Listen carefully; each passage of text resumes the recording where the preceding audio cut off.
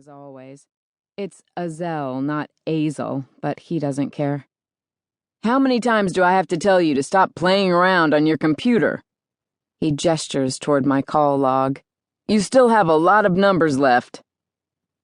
Mr. Palmer is the type of person who could change his whole life if he just once went to a different barber.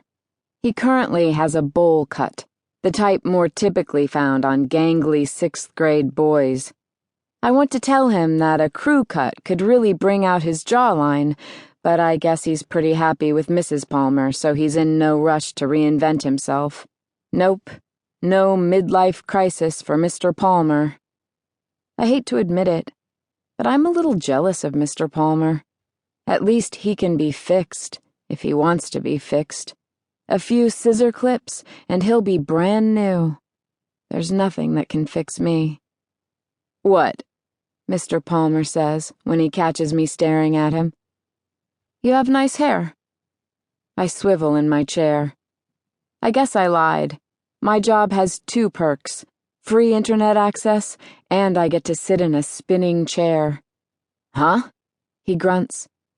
"You have nice hair," I repeat.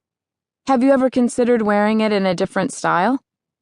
"You know, I took a risk hiring you." He waves his wrinkled finger close to my face. "Everyone in this town told me you were trouble. Because of your—" He trails off and looks away. "Because of your father," I complete his sentence in my head. The inside of my mouth fills with the sour, metallic taste I've come to know as humiliation. My life can be neatly divided into two sections: before my father made the nightly news and after. For a moment, I allow myself to imagine what this conversation would sound like if my father weren't my father. Mr. Palmer probably wouldn't speak to me like I'm a stray mutt raiding his garbage can. I'd like to think he'd have more tact, but no one wastes their tact on me anymore. But then it hits me. The thought I try to squeeze out of my mind. You wouldn't feel any different inside. I dip my chin to my chest in an attempt to shake that thought. "Sorry, Mr. Palmer. I'm on it." Mr. Palmer doesn't say anything. He just looks up at the 3 giant shiny banners that were recently hung on the office's back wall. Each one of them features Brian Jackson striking some sort of pose, arms crossed over his chest, arms thrown above his head in victory, arms pressed at his side mid-sprint. He's been photoshopped to have perfect skin, but there was no need to alter his ashy blonde hair or bright blue eyes. And I know from passing him in the halls at school that his calf muscles really are that large. At the bottom of each giant banner, the words "Homegrown in Langston, Kentucky" and "Olympic Bound" are scrawled in red block text. The banner doesn't say anything about the first boy from Langston who almost qualified for the Olympics. But it doesn't have to. As I watch Mr. Palmer study the banner, I know he's thinking about that boy, the first boy.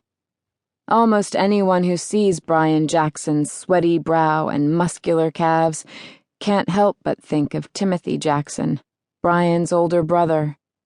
And anyone who sees the banner and then sees me will definitely think of Timothy Jackson. Finally, Mr. Palmer peels his eyes away from the poster and turns back to me. He can't look me in the eye, though. He stares over the top of my head as he clears his throat. "Look, Aysel, maybe it would be best if you didn't come in tomorrow. Why don't you take the day off?" I press my elbows into the table, wishing I could melt into the gray plastic, into an unfeeling synthetic blend of polymers. I feel my skin starting to bruise under the weight of my body, and I silently hum Bach's Toccata and Fugue in D minor.